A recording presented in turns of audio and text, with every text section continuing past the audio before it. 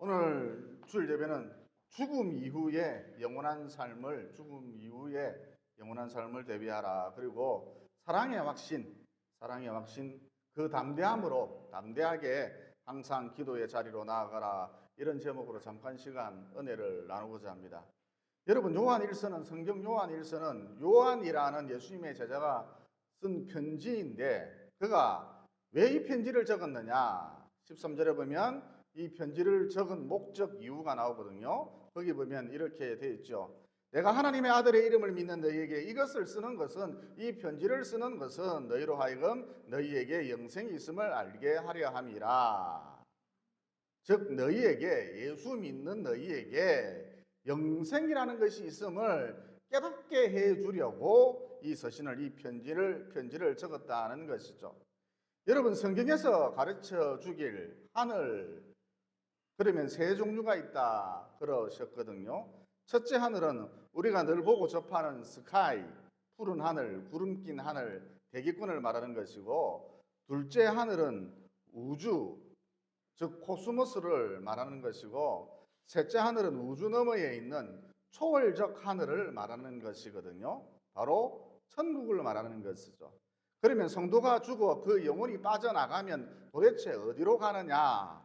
우주를 지나서 우주 너머에 있는 초월적 하늘, 이 셋째 하늘로 가게 된다는 것이죠.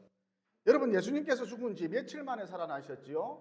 3일 만에 살아나셨죠. 그리고 꽤 긴 시간 제자들과 함께 지내신 다음에 식사도 하시고 부활하신 후에 식사도 하시고 제자들과 식사도 하시고 꽤 긴 시간을 지내신 다음에 하늘로 가셨습니다. 하늘로 올리우셨죠. 여러분, 이때 예수님께서 어떤 하늘로 가셨느냐? 우주, 코스모스가 아니고 바로 초월적인 하늘, 셋째 하늘로 가셨다는 것이죠. 그리고 바울이 살아있을 때 소위 말하는 유체 이탈 경험을 통해서 그도 셋째 하늘까지 다녀온 그런 경험을 갖고 있었죠. 그래서 고린도후서 12장 2절로 4절에 보면 이런 말씀이 나옵니다. 내가 그리스도 안에 있는 한 사람을 아노니, 여러분, 이 한 사람은 바울 자신을 가리킵니다. 내가 그리스도 안에 있는 한 사람을 아노니 바울은 14년 전에 셋째 하늘에 이끌려 간지라. 그가 바울이 몸 안에 있었는지 몸 밖에 있었는지 나는 모르거니와. 여러분, 바울이 잘 모르겠다는 것입니다. 유체 이탈을 한 상태라 영의 상태로 존재했기 때문에 자기가 몸 안에 있었는지 몸 밖에 있었는지 잘 모르겠다는 것입니다. 이렇게 나는 잘 모르거니와 하나님은 아시느니라. 그러니까 여러분, 우리가 죽으면 영적 존재로서 영혼으로서 둘째 하늘인 우주를 지나서 셋째 하늘로 갈 수도 있고, 유체 일탈과 동시에 곧 죽어서 영혼이 빠져나옴과 동시에 바로 마치 터널처럼 셋째 하늘이 열려버림으로써 시공간을 초월한 셋째 하늘이 열려버림으로써 우리의 영이 이 셋째 하늘로, 초월적인 하늘로 직행할 수도 있다는 것이죠. 그리고 여러분, 셋째 하늘에도 집이 있다, 거처가 있다, 즉 내 영혼의 집이 있다, 이것을 꼭 기억해 둘 필요가 있다는 것이죠. 요한복음 14장 1절에 보면 이런 말씀이 나옵니다. 너희는 마음에 근심하지 말라. 즉 죽는다라는 것을 두려워하지 말라. 죽음 겁먹지 말라. 너희는 마음에 근심하지 말라. 하나님을 믿으니 또 나를 믿어라. 예수를 믿어라 하는 것입니다. 또 나를 믿어라. 내 아버지 집에, 즉 셋째 하늘에 거할 곳이 많도다. 그러니까 내 영혼의 집이 도대체 어디에 있느냐? 바로 셋째 하늘에 있다는 것이죠. 초월적 하늘에 있다는 것이죠.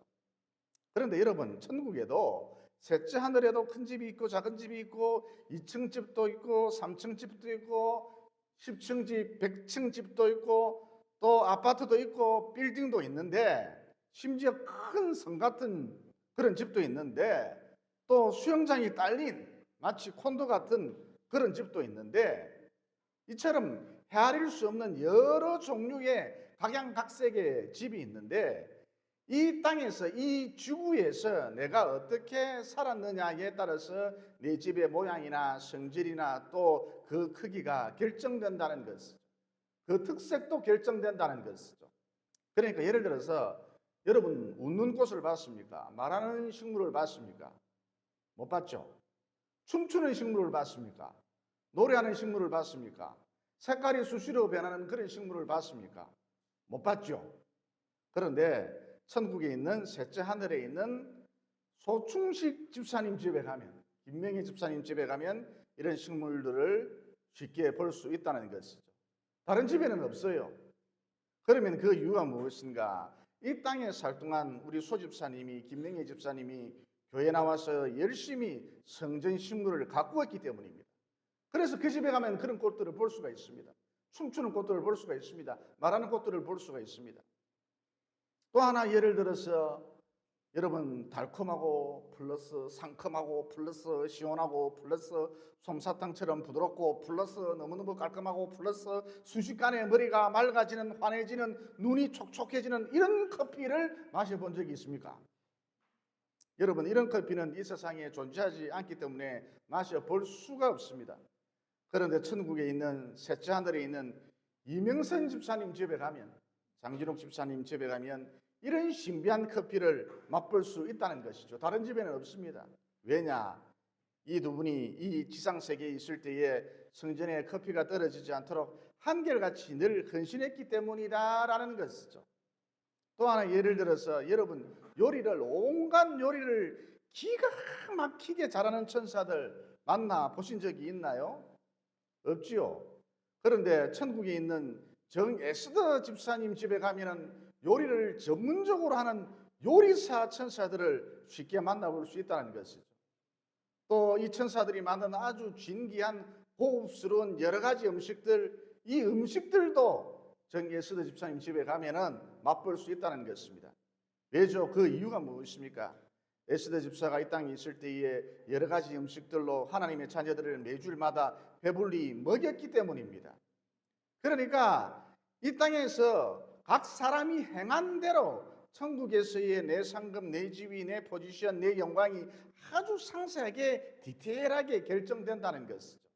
그래서 고린도전서 12장에 보면은 해의 영광이 다르고 달의 영광이 다르며 별의 영광도 다른데 별과 별의 영광도 다르도다 그러셨는데, 이 말씀이 어떤 의미의 말씀이냐? 셋째 하늘로 갔을 때에, 천국에 갔을 때에 사람마다 누리는 영광이 각각 다르다는 것입니다. 즉 이 땅에서 어떻게 살았느냐에 따라서 각 사람의 누릴 영광이 제각각이다라는 것이죠. 그래서 내 영혼의 집, 그 모양, 그 화려함 정도, 그 밝기 정도, 그 크기가 각각 다르다는 것이죠. 또 만든 재료도 천지차가 난다는 것입니다. 여러분 마태복음 6장 20절에 보면 이런 말씀이 나옵니다. 오직 너희를 위하여 보물을 하늘에 쌓아두라. 여러분 여기서 하늘이란 코스모스, 곧 우주가 아니고 셋째 하늘을 말하는 것이겠죠. 오직 너희를 위하여서 보물을 셋째 하늘에 쌓아두라. 거기는 셋째 하늘에는 좀이나 독록이 해하지 못하며 도둑이 구멍을 뚫지도 못하고 도둑질도 못하느니라. 그러니까 무슨 얘기냐? 무엇을 먹을까? 무엇을 마실까? 무엇을 입을까? 오늘은 뭐 먹지? 벌써 점심시간이네. 뭐 먹지? 오늘 공휴일이다. 외식 갈까? 밖에 나가서 밥 먹을까? 어디로 갔고? 고깃국밥 먹을까? 사시미가 낫겠지. 살이 찌는데. 또 오늘은 뭐 입지? 원피스 입을까? 투피스 입을까? 청바지 입을까? 추리닝 입을까? 또 커피 마실래? 뭐 마실래? 니는 뭐 물기고? 라떼 마실래? 제발 이런 식으로 살지 말고 그저 무엇을 먹을까? 무엇을 마실까? 무엇을 입을까? 어디 가서 놀까? 여기에 정신 팔린 삶, 그런 삶을 살지 마시고 영원한 하늘 나라, 셋째 하늘에 소망을 두고 살라는 것이죠. 간단하게 말해서 이 땅에 머무는 동안 죽음 이후의 삶, 곧 영원히 펼쳐질, 광활하게 펼쳐질, 죽음 이후에 끊임없이 펼쳐질 그 진짜 삶을, 그 영원한 삶을 이 땅에 살 때에 착실하게 준비해 두라는 것입니다. 어쨌든 요한이 요한 1서를 왜 적었느냐? 하나님의 아들을 믿는 이 믿음을 가진 성도들 셋째 하늘로 들어갈 수 있는 특별한 은혜가 주어져 있다. 다른 말로 영생의 복이 주어져 있다. 이것을 가르쳐 주려고 요한 1서라는 편지를 적었다라는 것이죠. 그리고 이 영생의 복, 영생의 기쁨, 꼭 죽고 난 다음에 영혼과 육체가 분리된 다음에 다른 말로 유체이탈 그 이후에만 누릴 수 있느냐? 그게 아니고 이 땅에서도 얼마든지 영생의 기쁨을 누릴 수 있다는 것이죠. 여러분, 이게 요한 1서의 주제입니다. 그러면 여러분, 우리가 어떻게 해야 이 땅에서도 영생의 기쁨을 누릴 수가 있을까요? 어떻게 해야 이 죽으라는 땅에서 살 때에도 영생의 기쁨을 누릴 수가 있을까요?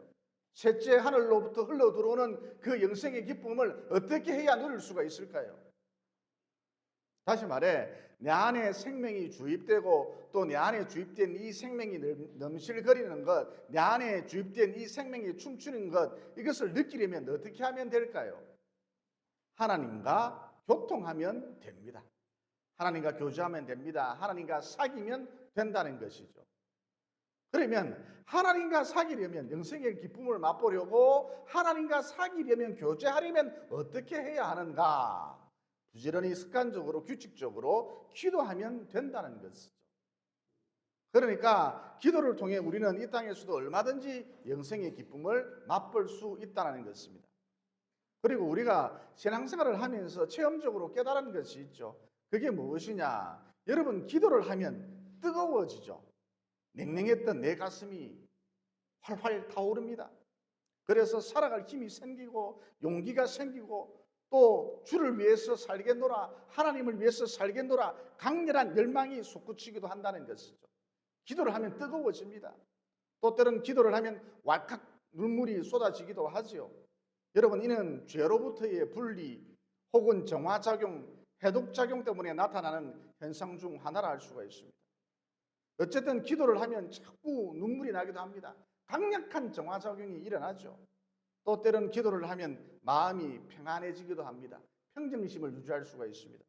그래서 앞서 말씀드렸듯이 하나님과 사귀면, 곧 기도를 하면 얼마든지 이 땅에서도 영생의 기쁨을 맛볼 수 있다는 것입니다. 뿐만 아니라 내 삶도, 내 인생도 회복되는, 살아나는 그런 신비 경험을 종종 할 수 있게 된다는 것이죠. 또 여전히 상황이 좋지 못합니다. 벼랑 끝에 서 있습니다. 역경의 바람이 매섭습니다. 하지만 기도를 하면 어디서 용기가 생겼는지, 에너지가 충전되었는지 온갖 역경의 바람, 이를 뚫고 나갈 힘이, 전진할 수 있는 힘이 생긴다는 것이죠. 그러면 우리가 어떤 자세로, 어떤 태도로 기도해야 하는가? 여러분, 오늘날 현대인들이 어떻게 살아갑니까? 음란을 즐기죠. 시내마다 크고 작은 나이트클럽이 즐비합니다. 또 나이대별로 음란을 즐기라고 20대, 30대가 즐겨 찾는 나이트클럽도 있고, 중년이 즐겨 찾는 나이트클럽도 있고, 참 다양하죠. 심지어 트랜스젠더 주점이 있습니다. 게이바 이런 것까지 있답니다. 또 현대인들의 특징, 술과 유흥으로 날새는 줄 모릅니다. 특히 요즘은 마약 파티한다고 날새는 줄 모릅니다. 현대인들의 특징, 이렇게 방탕함을 즐기는 것이죠. 또 현대인들의 특징, 너나 할 것 없이 다 타락했습니다. 여러분, 타락을 다른 말로 하면 중독이라 할 수가 있거든요. 여러분, 오늘날 사는 사람들, 현대인들 그 모습을 한번 가만히 살펴보십시오. 알코올 중독증, 인터넷 중독증, 핸드폰 중독증, 핸드폰 중독증 많죠, 지금. 핸드폰 중독증, 도박 중독증, 니코틴 중독증, 성 중독증, 야동을 매일 봐야 됩니다. 쇼핑 중독증, 게임 중독증, 또 게임 중독증 많을 거예요. 돈 중독증, 약물 중독증, 이런 온갖 중독에 빠져서 자기 인생을 낭비하고 있는 사람들이 부지기수로 많습니다. 그리고 그러니까 인생을 가만히 들여다보면 사람들 살아가는 모습, 음란, 방탕, 타락, 다른 말로 중독, 이 세 가지 틀 안에서 대부분 맴돌고 있다는 것이죠. 여러분, 음란함, 방탕함, 타락, 곧 중독 이런 것이 죄입니까? 음란, 방탕, 타락 이런 게 죄입니까? 죄라기보다는 엄밀하게 말해서 죄의 열매라 할 수가 있습니다. 또 갈라디아서 5장 19절에 보면 이런 말씀이 나오죠. 육체의 일은 분명하니 곧 음행과 더러운 것과 호색과 우상 숭배와 주술과 원수 맺는 것과 분쟁과 시기와 분냉과 당 짓는 것과 분절함과 이단과 투기와 술 취함과 방탕함과 또 그와 같은 것들이라. 그러니까 사람이 평생을 살아가면서 이런 여러 가지 악한 짓을, 더러운 짓을 하면서 그렇게 살아간다는 거예요. 그런데 여러분, 이런 것들이 죄입니까? 음행, 더러운 것, 호색, 당 짓는 것, 분열, 투기, 술 취함, 방탕함 이런 것들이 죄입니까? 죄라기보다는 정확하게 말해서, 엄밀하게 말해서 죄의 열매라 할 수가 있습니다. 그러면 죄는 도대체 어디에 있는가? 이런 온갖 종류의 수백 수천 가지의 죄의 열매를 맺도록 하는 그 죄라는 것이 도대체 어디에 있는가? 이 죄가 여러분은 어디에 있을까요? 바로 내 안에 있다는 것이죠. 그러니까 내 DNA 깊숙한 곳에 죄를 탐닉하고 죄를 즐기고자 하는 죄성, 이 죄성이라는 본성이 뱀처럼 또아리를 틀고 있다는 것이죠. 그래서 여러분, 인간에 대해서 제대로 알면 인간이란 정말 역겨운 존재구나. 지옥에 떨어질 수밖에 없는 정말 냄새나는 존재, 역겨운 존재구나. 이것을 절절히 깨닫게 된다는 것이죠. 그래서 어느 누구 할 것 없이 거룩한 하나님 앞에 서면 두려울 수밖에 없다는 것이죠. 왜냐? 나라는 존재가 바로 죄의 본질이기 때문인 것이죠. 나라는 존재가 바로 죄 그 자체이기 때문인 것입니다. 여러분, 한마디로 나라는 존재가 나의 정의, 도대체 내가 무엇이냐? 죄 덩어리라는 거예요. 그래서 내가 죄 덩어리인 내가 감히 거룩하신 하나님 앞에 나가 기도를 한다. 엄두조차 내지 못할 일이라는 것이죠. 엄두조차 내지 못합니다. 그런데 내 속에 있는 이 죄의 문제를 해결하기 위해서 예수님께서 십자가에 못 박히셔서 돌아가셨잖아요. 간단하게 말해 하나님께서 나를 죄에서 구원하시려고 나를 지옥에서 건져내시려고 내 죄를 온갖 죄의 열매란 열매는 내가 다 맺었어요. 그런데 이런 내 죄를, 내 죄의 열매를 그 아들 예수님에게로 돌리시고, 다시 말해 예수님에게로 내 죄를 싹 다 옮기시고 하나도 남기지 않으시고 예수님에게로 내 죄를, 내 죄의 열매를 싹 다 전부 옮기시고 그 아들 예수로 하여금 나를 대신하여 십자가에 못 박히셔서 비참하게 죽도록 하셨다는 것이죠. 즉 하나님이 당신의 아들 예수와 나를 맞바꾸셨다는 것입니다. 왜요?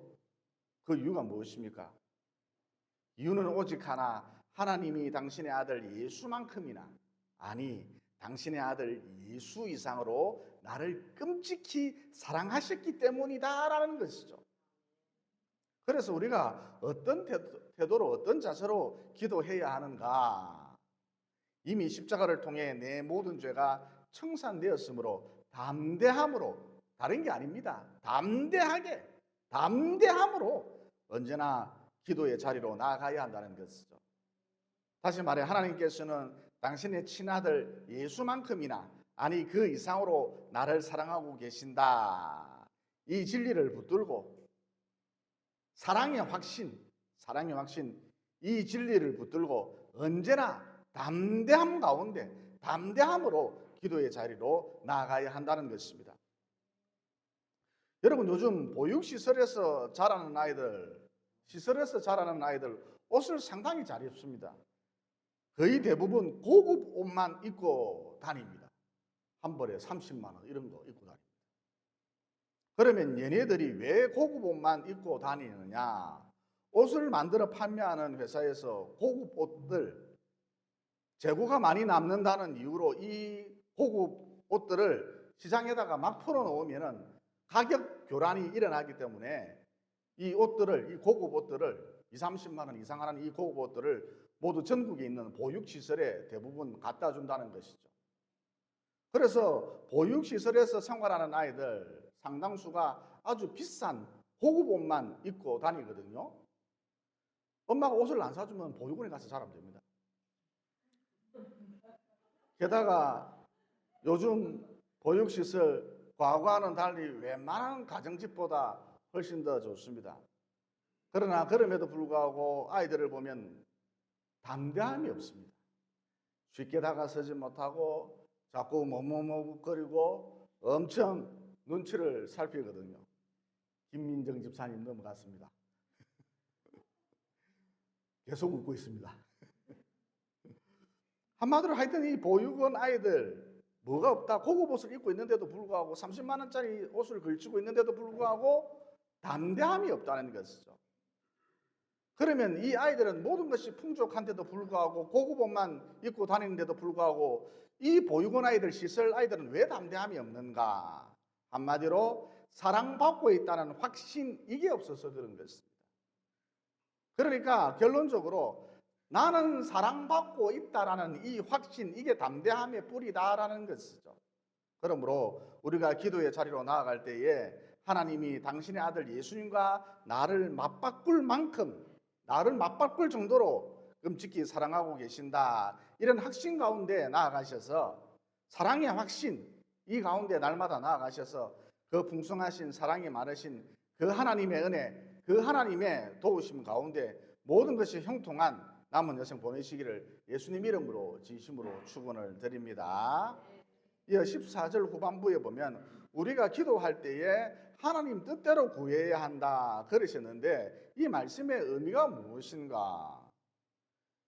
여러분, 대부분 기도할 때에 내 소원을 아뢰잖아요. 하지만 하나님이 내 소원을 들어주지 않는다 할지라도, 내가 기도할 때 대부분 내 소원을 아뢰는데 하나님이 내 기도를, 내 소원을 들어주지 않는다 할지라도 내가 생각하기를 그렇다 할지라도 내가 생각하기를 나를 나보다 더 잘 아시는 하나님께서 만약 내 소원을 들어주시게 되면, 하나님이 내 소원을 들어주시게 되면 내가 망할 수도 있기 때문에, 내가 파괴될 수도 있기 때문에 내 소원을 들어주시지 않는 것이다. 그러나 마침내 내 기도에 양이 차면, 벽도가 되면 물이 끓듯이 내 기도에 양이 차면 내 소원보다 더 좋은 것으로 하나님이 반드시 응답해 주신다. 이런 믿음을 갖고 구하라는 것입니다. 기도하라는 것입니다. 여러분, 이게 하나님 뜻대로 기도하는 것입니다. 우리가 그 광활한 하나님의 뜻을 어떻게 알 수가 있겠어요? 그러니까 그 뜻을 캐치해라는 것이 아니고 이런 의미입니다. 내 손을 안 들어주신다 할지라도 더 좋은 것으로 응답해 주신다. 이 믿음을 가지고 기도하는 것, 이게 하나님 뜻대로 기도하는 것입니다. 그 다음 범사에 감사하는 것, 항상 기뻐하는 것, 이게 우리를 향한 하나님 뜻인데 기도했기 때문에 이 정도의 건강이라도 유지하고 있다.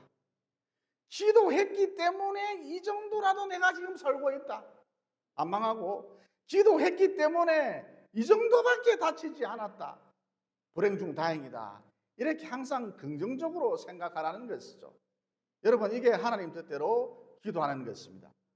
또 쉬지 않고 기도하는 것이 하나님 뜻인데 기도하는 일 쉬지 말라는 거예요. 계속 끊임없이 기도하라는 거예요. 기도할 게 없으면 주기도문이라도 하루에 10번, 20번, 100번 암송하십시오. 어쨌든 계속 끊임없이 기도하라. 여러분, 이게 하나님 뜻대로 기도하는 것입니다. 덧붙여서 계속해서 기도를 하다 보면 마음이 한쪽으로 기우는 그런 경험을 할 수가 있습니다. 계속 기도를 하면 복잡한 마음을 가지고 기도를 하는데 계속 기도를 하면 이 마음이 한쪽으로 잘 기울어요. 그런 경험을 할 수 있습니다. 예를 들어서 제가 교회를 개척한 다음에 늘 교회의 부흥을 위해서 기도를 했는데 얼마의 시간이 흐른 다음에 어느 날부터인가 난데없이 성전 건축을 위해서 기도해야겠다, 이런 마음이 드는 거예요. 돈도 없고 백도 없고 사람도 없고 아무것도 없는데도 말입니다. 거지 중에 상거지인데도 불구하고 말이죠. 고작 성도 10명 데리고 지하 개척교회, 임대교회 하는 주제의 말입니다. 그래서 어느 날 제가 제 친구에게 이런 상황 가운데 정말 열악하기 짝이 없는 이런 형편, 이런 상황 가운데서 제가 제 친구에게 친구야, 내가 요즘 성전 건축을 위해서 기도한다 그랬습니다. 그랬더니 이 친구가 피식 웃는 거예요. 괜한 짓을 한다는 것이죠. 이루어질 수 없는 쓸데없는 그런 기도를 한다는 것이죠. 그냥 피식 웃어버려요. 하지만 줄기차게 성전 건축을 위해서 기도했더니 마음이 자꾸 그쪽으로 기우니까 줄기차게 성전 건축을 위해서 기도했더니 마침내 성전 지을 돈도 생기고 신용협동조합에서 적극적으로 돕겠다는 거예요. 신협에 있는 돈 다 가져가서 쓰라는 거예요. 성전 지을 돈도 마련되고 또 돕는 사람도 생기고 예수 믿는 건축업자도 만나게 되었죠. 돕는 사람도 생기고 또 그 밖에 성전이 지어질 수 있도록 여러 가지 여건이 환경이 하나씩 조성되었다는 것이죠. 급기야 이렇게 자체 성전까지 갖게 되었습니다. 따라서 여기서 알 수 있는 것이 무엇입니까? 우리는 대부분 앞날을 미래를 모르는데 자꾸 기도를 하다 보면 내 미래가 어떻게 열릴지, 내 미래가 어떻게 펼쳐질지 성령님께서 대충 가르쳐 주신다는 것이죠. 그러므로 막무가내로 닥치는 대로 인생을 살지 마시고 꾸준히 기도하심으로 어느 정도 내 미래를 예상하시고 가늠해 보시고 철저히 준비하는 가운데 선이 흐릿한 인생 살지 마시고 갈짓자 인생 살지 마시고 선이 뚜렷한 인생 사시기를. 사람이 명확해야 돼요. 명확한 인생 사시기를. 또 방황하지 않고 표대를 향해 정확히 달려가는 인생 사시기를 예수님 이름으로 진심으로 축원을 드립니다. 기도드리겠습니다. 사랑의 하나님, 오늘 말씀을 통해 하늘에는 세 종류가 있다. 우선 첫째 하늘로서 우리가 매일 보는 푸른 하늘, 구름 낀 하늘, 곧 대기권이 있고, 그 다음 둘째 하늘로서 끊임없이 펼쳐진 코스모스 우주가 있고, 마지막으로 저 우주 너머에 초월적인 하늘이 있다. 곧 셋째 하늘이 있다. 그리고 성도에게는 셋째 하늘로 천국으로 들어갈 수 있는 특권, 곧 영생의 복이 주어져 있다는 진리를 깨닫게 되었습니다. 그러므로 이 땅에 산 날 동안, 이 지구에 산 날 동안 셋째 하늘로 올라가서 누릴 영광과 그 상급을 바라보며 어찌하든지 목숨 걸고 줄 성수하고 신령과 진정으로 예배드리며 또 무엇보다 성전에서의 수고를, 봉사를, 헌신을, 충성을 마다하지 않으므로 더 나아가 죽도록 충성함으로 이제 곧 내 영혼 육체를 떠날 날이 가까워지는데 유체 이탈 후 사후세계에서 펼쳐질 영원한 삶, 무한대의 삶, 진짜 삶을 착실히 준비하는 참으로 지혜로운 남은 여생 보낼 수 있도록 도와주시옵소서. 또 하나님께서 당신의 아들이신 예수님과 나를 맞바꾸실 정도로 나를 끔찍히 사랑하고 계신다는 진리도 깨닫게 되었습니다. 그러므로 이 사랑의 확신 가운데 언제나 담대하게 기도의 자리로 나아가서 거룩한 하나님 앞으로 나아가서 부지런히 기도함으로 남은 일생 날마다 하나님의 풍성하신 은혜 가운데 보호하신 가운데에 형통한 날을 보낼 수 있도록 도와주시옵소서.